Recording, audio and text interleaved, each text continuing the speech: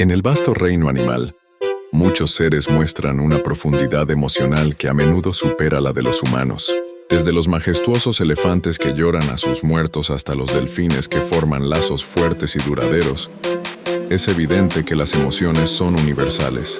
Estos animales poseen una inteligencia emocional que les permite experimentar tristeza, alegría y, en ocasiones, un profundo amor por sus compañeros.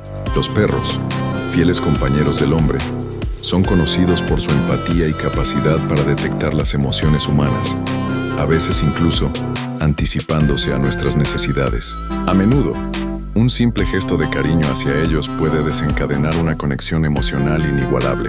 Estas capacidades resaltan la importancia de reconocer y apreciar la rica vida emocional en los animales, quienes sienten más allá de lo que se ve a simple vista.